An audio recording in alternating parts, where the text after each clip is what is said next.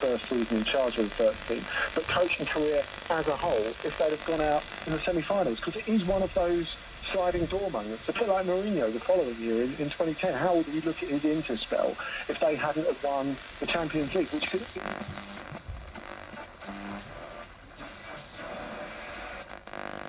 Dan mij af die waste kaffie abhari hou en zij die dat nog willen doen, die kunnen dat doen. Het rekeningnummer heb ik u inmiddels een aantal keren gemeld en ik zal dat nog een keer proberen met u te delen. NL81 ABNA 048 7956 729. Dat is het bankrekeningnummer waarop u uw donatie kunt storten. 36 minuten over 5, leef 6 over half 6. Meneer, dit is nu om 6 uur Man Ki Baat. En daar praten we over de minderjarige asielzoekers, vluchtelingen die gevlucht zijn vanwege het gevaar in het land, de onveilige situatie en die...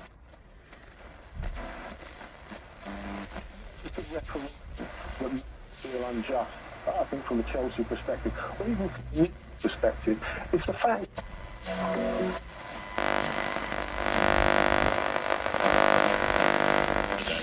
And I think the British have done fantastically well to complying with it.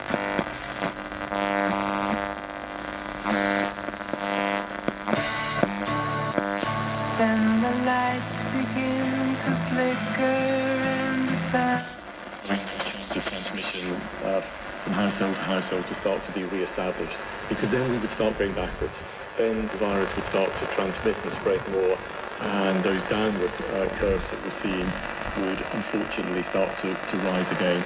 So it's too early yet. We need to be confident, as in the 5 tests the government have set, that we are really on top of this virus before we proceed to the next phase. Thanks, Stephen. Lisa, was there anything else you wanted to add? Yeah, just to say that you say there are no mixed messages, but isn't opening a DIY shop a mixed message? Well, shops are open. We've seen supermarkets open and they're all practicing social distancing. And they've been doing that incredibly well, I should add. I think, again, the British public have adopted that incredibly well. We've also been clear that if you can work, that you should be able to work, and that is down to employers following social distancing measures and practices. And effectively, that's what we are asking the British public to follow, those particular practices and measures. They are restrictive. But with that, the public know why they're restrictive as well. So if I may say so, I think the government has been very clear in the stance that it's taken and in the communications and messaging. I think it's quite remarkable, whether you go to the supermarkets or even out on a walk in park, the way in which the public are conducting themselves is very much in tune with that social distancing policy and the advice that has been coming from the scientists and from medical officers and from the government. And I pay tribute to the British public for following that. Thank you, Lisa. I'll now go to Nigel Nelson from the Sunday Mirror. Nigel, good afternoon. Hello. It's one for the Home Secretary. The Royal College of Surgeons has told us that the backlog of cancelled operations could take 5 years to clear. Is that the timescale that you're now working on? And how many lives do you estimate that these delays will cost? And one, if I may, for Stephen Powers. When Dominic Cummings attended Exchange, did he ever say anything? And if so, what? Well, Nigel, let me start. I think very much to your point and your comments and reflections from the Royal College of Surgeons. As ever, Department of Health, Social Care will work with the NHS, with NHS England, and advisors in terms of care, elective care, surgeries, addressing many of those issues that you've highlighted, and of course of enormous concern to individuals who are perhaps potentially waiting for operations. We want to make sure, of course, that services resume in the right and proper way. But while this virus is on, obviously within the NHS, and perhaps Stephen could expand upon this too, there are certain ways of working across the NHS, certain prioritisation of cases of surgery and the treatment of patients. And of course, those decisions will be based on making sure the NHS is adequately resourced, has the capacity, but also is able to cope with the virus and contain the spread of the virus within a medical facility. Stephen. Yeah, so we work very closely with the Royal College of Surgeons, and neither the Royal College or ourselves in the NHS would want to see delays of that order of magnitude. We have had to step down elective surgery in order to focus on ensuring that we cope with the surge in patients with coronavirus. But as soon as we possibly can, we do want to step that back up again. I think the Chief Medical Officer has on a number of occasions articulated the consequences of a global pandemic in terms of deaths and harm to individuals and populations. There are the deaths that occur directly as a result of the coronavirus. We talked about that sadly earlier.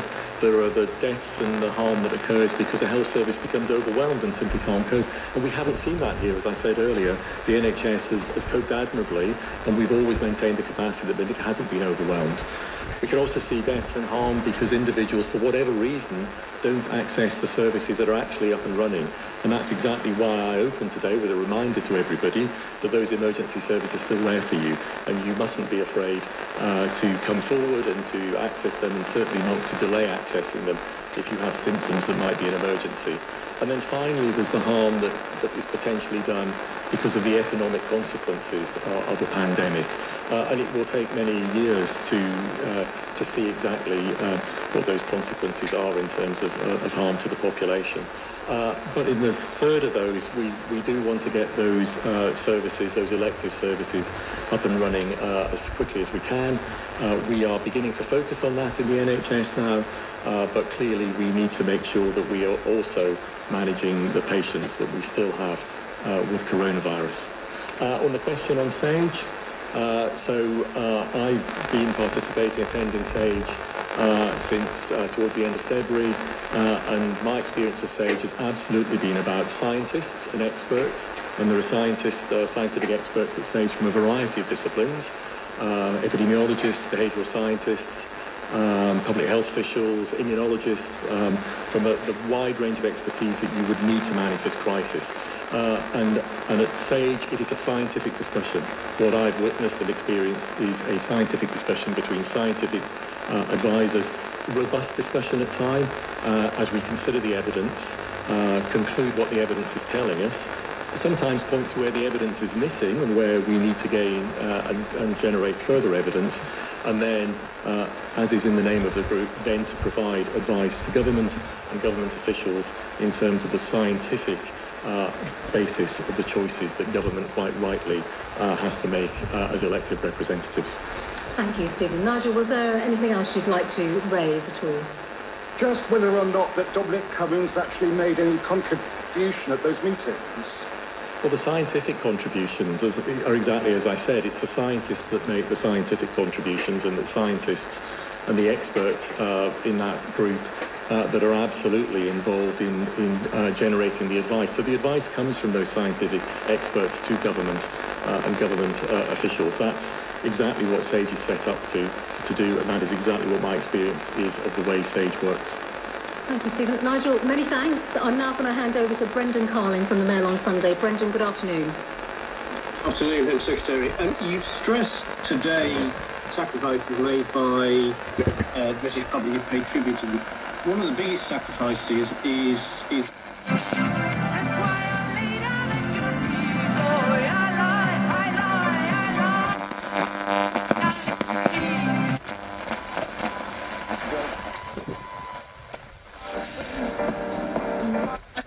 Fish taken a little bit of stick as well, because I thought you had a referee there who was just so out of his depth. He wasn't used to a game of that pace and that. Maar dit is toch wel schrijnend, hè? Dat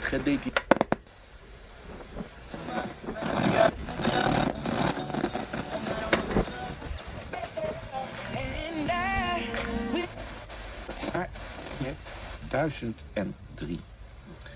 Madalina, il catalogo è questo. In de Tweede Wereldoorlog werden alle concerten in Warschau